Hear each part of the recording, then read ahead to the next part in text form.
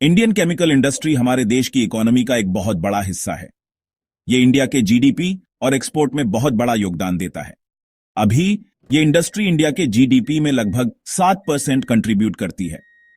इसके अलावा ये देश के टोटल एक्सपोर्ट्स का लगभग 13% है। ग्लोबली इंडिया छठा सबसे बड़ा केमिकल प्रोड्यूसर है। एशिया में ये तीसरे नंबर पर आता है। इस इंडस्ट्री के बहुत तेजी से ग्रो करने की उम्मीद है। एक्सपर्ट्स का मानना है कि आने वाले समय में 10 से 12% तक की ग्रोथ होगी। ये ग्रोथ बढ़ती हुई लोकल डिमांड और एक्सपोर्ट मार्केट्स की वजह से होगी। 2025 तक इंडियन केमिकल इंडस्ट्री के $300 बिलियन तक पहुंचने का अनुमान है। ये इस इंडस्ट्री के बड़े स्केल और आगे बढ़ने की क्षमता को दिखाता है। इंडियन केमिकल इंडस्ट्री दुनिया भर में जानी जाती है। ये दुनिया का दूसरा सबसे बड़ा पॉलीमर्स कंज्यूमर है। ये देश के मजबूत मैन्युफैक्चरिंग सेक्टर को दर्शाता है। इसके साथ ही इंडिया दुनिया के 16% डाइस्टफ और डाई इंटरमीडिएट्स प्रोड्यूस करता है। ये इस इंडस्ट्री की कुछ खास केमिकल सेगमेंट्स में मजबूती दिखाता है। इंडियन केमिकल इंडस्ट्री बहुत अलग अलग तरह की है और इसमें कई मेन सेगमेंट्स हैं। हर सेगमेंट अलग अलग जरूरतों को पूरा करता है और सेक्टर की ओवरऑल ग्रोथ में योगदान देता है। पहला सेगमेंट है बल्क केमिकल्स। इस सेगमेंट में जरूरी केमिकल्स जैसे अल्कली, एसिड्स, क्लोरीन और साल्ट्स आते हैं। ये केमिकल्स ज्यादातर कंस्ट्रक्शन, ऑटोमोटिव और एफएमसीजी जैसी इंडस्ट्रीज में इस्तेमाल होते हैं। दूसरा सेगमेंट है स्पेशलिटी केमिकल्स। ये अभी इंडस्ट्री में सबसे तेजी से बढ़ने वाला सेगमेंट है। ये खास मार्केट्स को पूरा करता है और हाई वैल्यू केमिकल्स बनाता है, जैसे फार्मास्यूटिकल्स, एग्रोकेमिकल्स, पेंट्स और एडहेसिव। इस सेगमेंट के मेन प्लेयर्स हैं एसआरएफ, आरती इंडस्ट्रीज, पीआई इंडस्ट्रीज और गुजरात फ्लोरोकेमिकल्स। तीसरा सेगमेंट है पेट्रोकेमिकल्स। इंडिया पेट्रोकेमिकल डेरिवेटिव्स के लिए इंपोर्ट्स पर बहुत ज्यादा निर्भर है। ये डेरिवेटिव्स कई जगहों पर इस्तेमाल होते हैं, जैसे पॉलीमर्स, फाइबर्स और रबर बनाने में। इस सेगमेंट के मेन प्लेयर्स हैं रिलायंस, इंडियन ओनिल कॉर्पोरेशन और गेल। इंडियन केमिकल इंडस्ट्री बहुत अच्छा फाइनेंशियल परफॉर्मेंस दिखाती है। ये ज्यादातर लगातार लोकल डिमांड, बढ़ते एक्सपोर्ट्स और अच्छे प्रॉफिट मार्जिन्स, खासकर स्पेशलिटी केमिकल सेगमेंट में की वजह से है। कई मार्केट लीडर्स सामने आए हैं जो बहुत अच्छा फाइनेंशियल परफॉर्मेंस दिखा रहे हैं। पिडिलाइट, जो एक लीडिंग एडहेसिव्स और सीलेंट मैन्युफैक्चरर है, उसकी मार्केट कैपिटलाइजेशन 1,38,855.70 करोड़ रुपए है। एसआरएफ, जो एक बड़ा स्पेशलिटी केमिकल्स मैन्युफैक्चरर है, उसकी मार्केट कैपिटलाइजेशन 87,498.68 करोड़ रुपए है। लिंडे इंडिया, जो एक मेजर इंडस्ट्रियल गैस सप्लायर है, उसकी मार्केट कैपिटलाइजेशन 51,347.09 करोड़ रुपए है। गुजरात फ्लोरोकेमिकल्स, जो फ्लोरोकेमिकल्स में एक मेजर प्लेयर है, उसकी मार्केट कैपिटलाइजेशन 42,182.95 करोड़ रुपए है। ये कंपनीज इंडियन केमिकल इंडस्ट्री की फाइनेंशियल स्ट्रेंथ और मार्केट लीडरशिप को दिखाती हैं।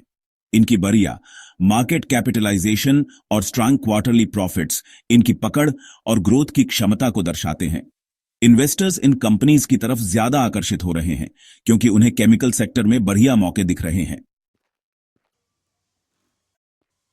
कई कारण हैं जिनसे इंडियन केमिकल इंडस्ट्री की ग्रोथ और एक्सपेंशन हो रहा है। एक बड़ा कारण है सरकार की पॉलिसीज जो इस सेक्टर के डेवलपमेंट के लिए बनाई गई हैं। Production linked incentive scheme local manufacturing को बढ़ावा देती है। आत्मनिर्भर भारत इनिशिएटिव आत्मनिर्भरता को बढ़ावा देता है और इंपोर्ट्स पर निर्भरता कम करता है। सरकार का केमिकल सेक्टर में 100% एफडीआई अलाउ करने का फैसला विदेशी पूंजी और एक्सपर्टीज को आकर्षित करता है। एक और बड़ा कारण है केमिकल्स की बढ़ती हुई डिमांड देश में और इंटरनेशनली दोनों जगह। इंडिया की बढ़ती हुई आबादी और बढ़ती हुई खरीदने की क्षमता लोकल डिमांड को बढ़ावा देती है।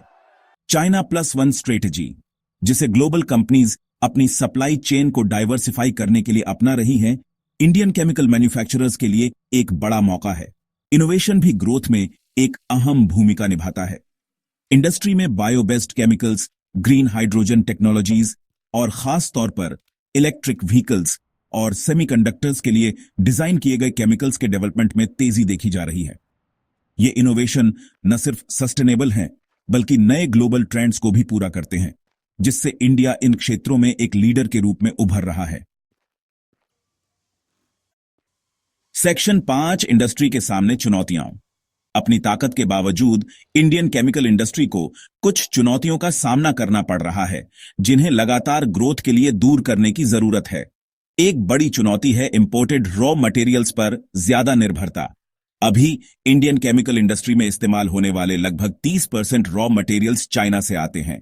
एक ही सोर्स पर निर्भरता इंडस्ट्री की सप्लाई चेन के लिए एक रिस्क है। एनवायरमेंटल रेगुलेशंस और भी सख्त होते जा रहे हैं। इंडिया में केमिकल कंपनीज को सख्त एनवायरमेंटल नियमों का पालन करना जरूरी है, जिससे उनके ऑपरेशनल कॉस्ट भी एच सकते हैं। क्रूड ऑयल की कीमतों में उतार चढ़ाव एक और चुनौती है। एक मेजर इनपुट कॉस्ट होने के नाते क्रूड ऑयल की कीमतों में बदलाव सीधे तौर पर केमिकल कंपनीज के प्रॉफिट पर असर डालता है। इसके अलावा इंडस्ट्री ग्लोबल मुश्किलों से भी प्रभावित होती है। ग्लोबल डिमांड में कमी, मेन एक्सपोर्ट मार्केट्स में ओवर कैपेसिटी और कमोडिटी प्राइस में उतार चढ़ाव, ये सब इंडस्ट्री के परफॉर्मेंस पर नेगेटिव असर डाल सकते हैं। सेक्शन 6 फ्यूचर आउटलुक और पोटेंशियल। इंडियन केमिकल इंडस्ट्री का भविष्य उज्जवल दिखता है, जिसमें ग्रोथ और डेवलपमेंट की बहुत संभावनाएं हैं। एक्सपर्ट्स का मानना है कि इंडिया 2030 तक टॉप 3 ग्लोबल केमिकल प्रोड्यूसर्स में से एक बन जाएगा। कई कारण इस पॉजिटिव आउटलुक में योगदान देते हैं। खासतौर पर स्पेशलिटी केमिकल्स सेगमेंट बहुत तेजी से ग्रो करने वाला है। ऐसा फार्मास्यूटिकल्स, एग्रोकेमिकल्स और पर्सनल केयर जैसी एंड यूजर इंडस्ट्रीज की बढ़ती डिमांड की वजह से है। इंडस्ट्री सस्टेनेबल प्रैक्टिसेस की तरफ भी आंच रही है।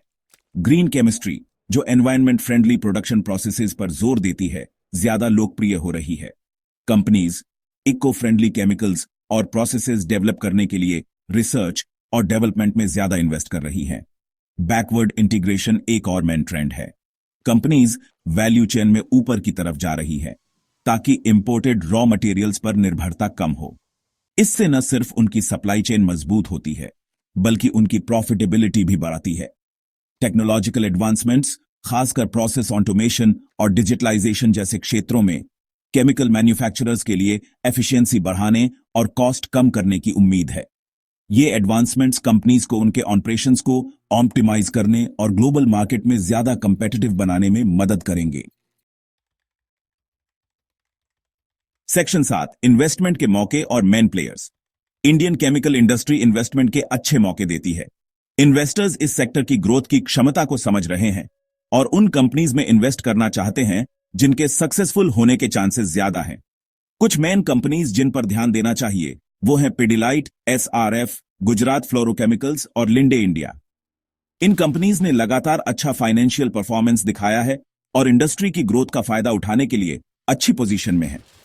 इन्वेस्टर्स को उन कंपनीज पर ध्यान देना चाहिए जो रिसर्च और डेवलपमेंट को प्राथमिकता देती हैं, अलग अलग तरह के प्रोडक्ट्स बनाती हैं और अपने एक्सपोर्ट मार्केट्स को बढ़ा रही हैं।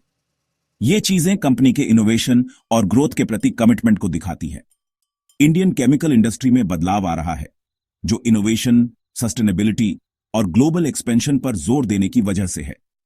इन्वेस्टर्स के पास इस दिलचस्प सफर का हिस्सा बनने और एक ऐसे सेक्टर में इन्वेस्ट करने का फायदा उठाने का एक अनोखा मौका है जो इंडिया की इकोनॉमिक ग्रोथ के लिए बहुत जरूरी है। सेक्शन 8 निष्कर्ष संभावनाओं से भरा एक सेक्टर। इंडियन केमिकल इंडस्ट्री देश की बढ़ती हुई आर्थिक ताकत का प्रमाण है। अपने विशाल आकार, अलग अलग सेगमेंट्स और मजबूत ग्रोथ क्षमता के साथ ये इंडस्ट्री एक ग्लोबल पावर हाउस बनने के लिए तैयार है। रॉ मटेरियल पर निर्भरता और पर्यावरण संबंधी चिंताओं जैसी चुनौतियों का सामना करने के बावजूद इंडस्ट्री बदल रही है और आगे भी आंच रही है। स्पेशलिटी केमिकल्स, ग्रीन केमिस्ट्री और बैकवर्ड इंटीग्रेशन की तरफ बढ़ना इंडस्ट्री के सस्टेनेबिलिटी और आत्मनिर्भरता के प्रति कमिटमेंट को दिखाता है। इंडियन केमिकल इंडस्ट्री का भविष्य उज्जवल है, जो इनोवेशन, सरकार के सपोर्ट और देश और दुनिया दोनों जगह केमिकल्स की बढ़ती डिमांड से प्रेरित है। जैसे जैसे इंडिया एक ग्लोबल इकोनॉमिक लीडर के रूप में आगे बढ़ रहा है, केमिकल इंडस्ट्री निश्चित रूप से देश के भविष्य को बनाने में एक अहम भूमिका निभाएगी।